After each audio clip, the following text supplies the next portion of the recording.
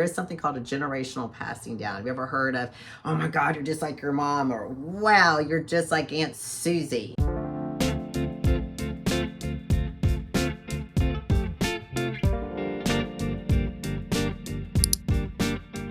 Hi, I'm Tara Fulkerson. I'm the founder of Rebuild from Within. I'm a core pattern coach. I help ladies identify and unravel deep-rooted survival patterns.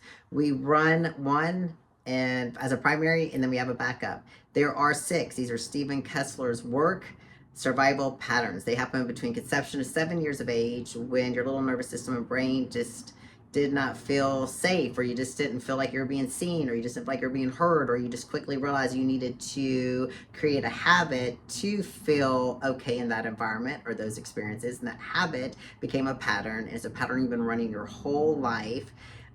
It's become who you are, who you perceive you are, and how you interact with others.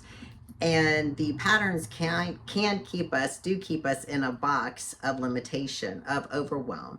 They all bring their own little overwhelm to us. And if you would like to know more, please check out my other episodes, because today I'm just going to talk about mine, merging compensated and rigid. This is not, I need to make this very important. This is not to throw any parents underneath the bus. Our parents run their own survival patterns, because you know why? They're human. It's just we just now know about survival patterns. I wish there was a parent manual, because I would have done and said things so much differently, but it is what it is. All I can do now is be grateful that I know my patterns, so I continue to live my life through a lens of compassion for others, because I can see and understand where they're coming from, because they have their own pattern. So my mom is definitely rigid. I feel very strongly I got that from her, because there is something called a generational passing down. Have you ever heard of, oh my God, you're just like your mom, or wow, you're just like Aunt Susie? Well, it's this generational thing that we pass down. And sometimes it's not a bad thing we're passing down, but sometimes it's not good. It's like, the generation of, you got 2 cookies at night for dessert. That was it, 2 cookies. If you had any more, then, bad, bad, bad. And so now, us people from that generation, we're seeing kids do different things, different behavior, and then we're putting our insecurities, our thoughts onto it. Well, then our kids are feeling judged. And we probably felt judged when we wanted more than 2 cookies. It's just this whole eye-opening of understanding that you're overwhelmed, you're putting off onto others. So we want to stop it. So once again, knowing your pattern, you can go within and start unlearning it. Because once you realize you've learned something, you can unlearn it. So I am merging compensated as well. And I feel like I've received that from just my environment. Some things that just really pop into my head when I think back to that time frame is going home and knowing exactly what mood my dad was in based off his music. And I quickly adjusted my behavior, my everything to that music. I know I deeply wanted to have a relationship with my brother, who is much older than me. It is what it is. And I tried very hard to get his attention, and to probably the detriment of myself.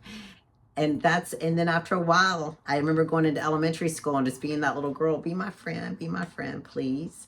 I just wanted so many people to give love to and to love me.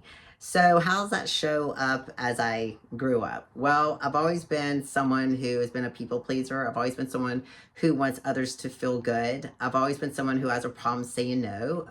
I definitely had a problem with boundaries. And I am definitely known for being rigid. I'm not spontaneous. I do not like spontaneous behavior. I am a rule follower. I do not really get comfortable roughhousing or getting silly. It's just not my nature. Did you hear that? It's just not my nature. I've learned for it not to be my nature, and I'm working on unlearning that. That's why my new thing is I'm FF. I'm fun and flexible. And my kids always laugh at me, because I am. I'm very fun and flexible now. So it just showed up a lot in my life. And as a mom, I can remember looking back and, having wine at the end of the day. Wine, 1 glass, 2 glass, just to check out, man, I'm exhausted. It was the only way I could get my rigidity to shut down. And I was exhausted from saying yes all day, trying to form play dates so my kids have friends, getting them here, getting them there, just trying to keep up with everyone around you. And then I remember the days, my kids would roughhouse and they would be acting silly, and I would get overwhelmed because I just wasn't used to that. A lot of times when we're overwhelmed, it's literally a time warp. It's really taking us back to our inner childhood.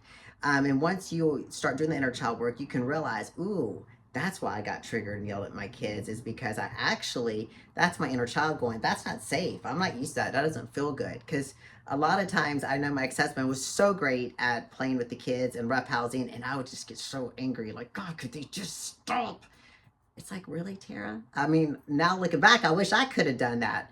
And now they're just too old to roughhouse because they'll hurt me. So it's just a beautiful awareness. So now, if I go back, if I take you now to my divorce, and then I call the dark years of where I just went all in, from checking out with wine to straight up drinking Tito's, vodka out of the bottle. How did my rigid help me during that time? The rigidity, the benefits of the rigidity actually helped me. No one knew in my business, in my garage of training people, no one knew that I was dying inside, dying literally because of the shame, the guilt, and the depression I was having with being a hidden alcoholic. And the rigidity, because it was, I run it so well, I was able to run a business, get up, work out, get up and train people, get up and hold space for people, and no one ever knew. Well, now I, recovering alcoholic and doing the work and realizing these patterns, I still use the rigid for its benefits. I use it for planning, but I now use boundaries, and I'm able to say no to things. I structure time for myself to check in and to meditate and to sit still and to feel comfortable sitting still and going within. And I look at the day now not as a production, like I did this, this, and this, so now my day is a solid win. I end the night going, how did I show up?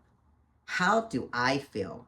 What did I see in others that made me feel good? What did I see others do that made them feel good? I'm looking at life through a different lens and not a production. Merging compensated helped me. It helped me during the dark time. Uh, just being there for others, but really the merging compensated now is I am great because I care and I walk the talk. I'm able to hold space. I'm able to sit with another woman and hear her story through um, a caring lens, a lens of understanding probably the pain. Um, and I can see her pattern and I can help hers. It's helped me to use the benefits of a pattern, but get rid of what's not serving her well. So I can honestly say I'm living a life trying my best to be fun and flexible. I'm living a life with responding and not reacting. I'm living a life with so much compassion for others because I can see their pattern and why they are reacting and behaving the way they are. And I am grateful that I'm merging compensate. I'm grateful that I give to people, but I don't give to the detriment of myself anymore.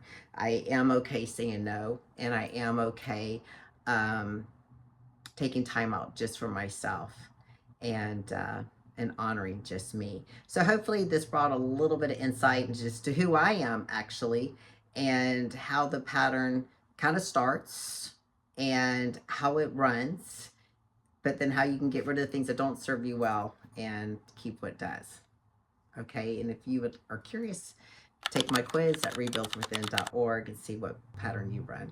And you can always come in and do a Zoom or in-person one-on-one with me for free.